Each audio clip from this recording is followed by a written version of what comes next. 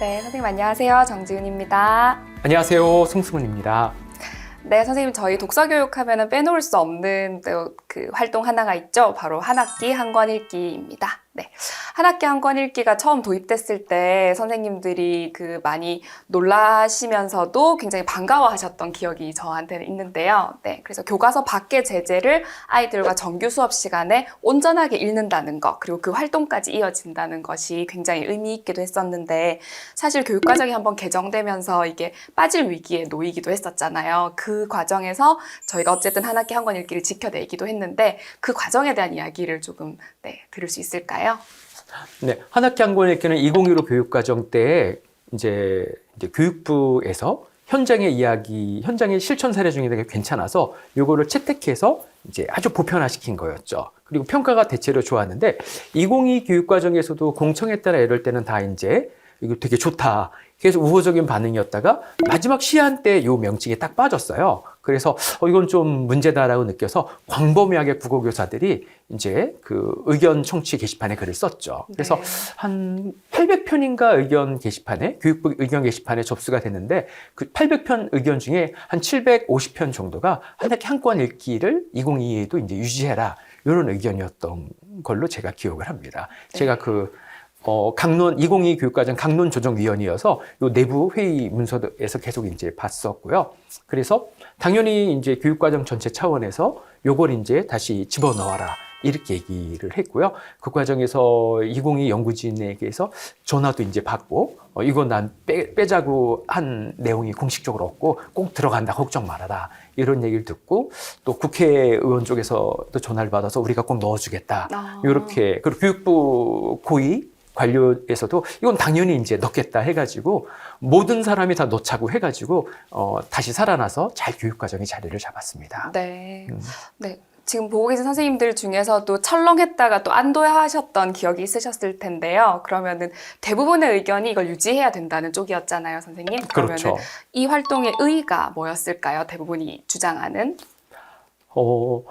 이게 교육의 실행은 총체적으로 이루어지는 거고 학문적으로는 우리가 듣기, 말하기, 쓰기, 뭐 읽기, 문법, 매체, 문학 뭐 이렇게 나누더라도 실제 현실에서 실행이 될 때는 듣기, 말하기, 쓰기, 읽기는 덩어리로 이제 진행이 되거든요. 네.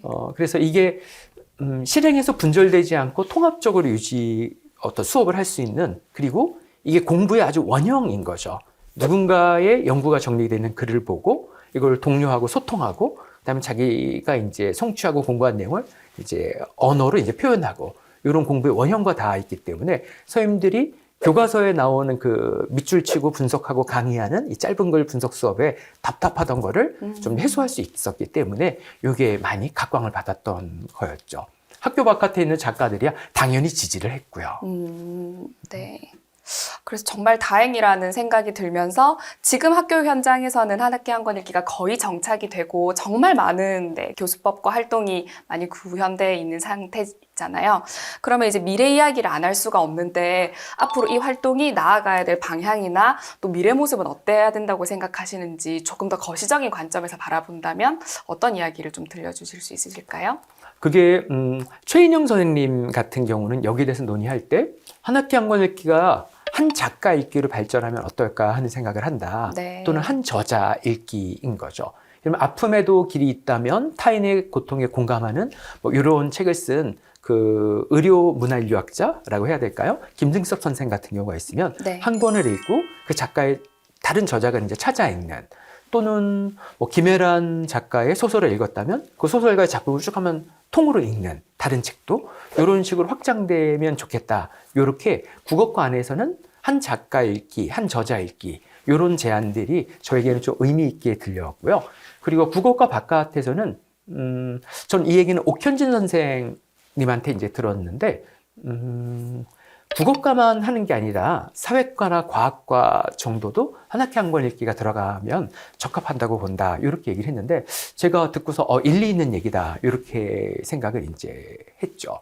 그래서 지금은 이제 책 읽기가 되게 중요한데 여러 가지 아주 다양한 스마트폰부터 디지털 매체가 생기면서 이게 위협을 받는다는 얘기가 전 세계적으로 나오잖아요. 그래서 학교가 아주 기본적인 어떤 문해력의 소양을 키워야 되는 그 사회적 안전판의 어떤 역할을 해야 되는데요. 그래서 사회과학, 국어 정도가 다음 교육과정 때 한 권 읽기로 정착되면 좋겠다. 이런 아이디어를 들었을 때 제가 되게 공감을 했습니다. 아, 네. 선생님께서 방금 말씀해 주신 거는 한 작가, 한 저자로 출발을 하는 것, 그리고 사회과학 다른 영역 간의 어떤 융합을 말씀하신 것 같은데요. 근데 실제로 다른 어떤 현장이나 타시도 교육청의 이야기를 들어보면 수업량 유연화 주간, 혹은 뭐 다른 명칭으로 불리기도 하면서 교과 간 통합, 교과 안 통합이 많이 이루어지고 있는데요. 그러면 한 학기 한 권 읽기를 교과 간으로 통합을 했을 때 어떤 활동을 좀 구체적으로 할 수 있을까요? 예를 들면 국어 시간에는 흔히 사회적 갈등이 담긴 작품들이 굉장히 많아요.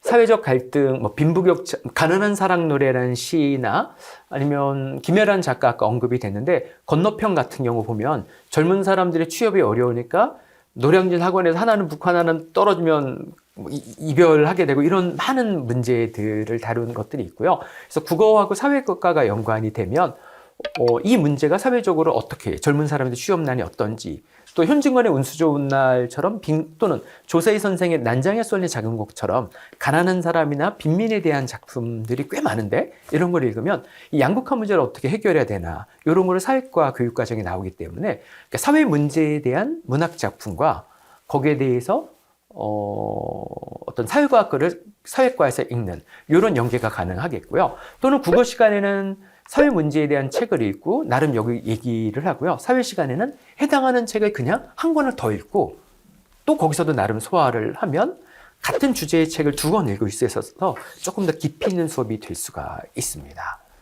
뭐 과학도 가능하고 미술도 가능하고 도덕도 가능한데 시간 제약 때문에 흔한 사회 과목 국어랑 잘 붙는 한 가지만 말씀을 드렸습니다. 네. 한 가지만 더 말씀드리면 시를 읽었을 때 영어과와 협력할 때 시 창작 수업을 할 수가 있습니다. 시 번역 수업을 할 수 있습니다. 네. 한국의 유명한 시, 안도현 시, 뭐 윤동주 시 이런 시가 있으면 이 번역이 쉬운 게 요즘에는 번역기를 영어 영작 수업에서 많이 써요. 그래서 한국 시를 넣으면 일단 영어로 나오면 그거를 학생이 자기 언어 감각으로 이렇게 다듬어 보는 것이죠. 그래서 한국의 괜찮은 시를 영시로 이제 번역하는. 그래서 우리 국어 시간에는 시집 읽기를 하고 그거 중에 몇 편은 이제 영어로 이제 바꾼다거나 또는 국어 시간에 시집 읽고 자기 경험 쓰기를 하면 그거를 영작으로 이제 한다거나 그러면은 영어 시간도 좋습니다.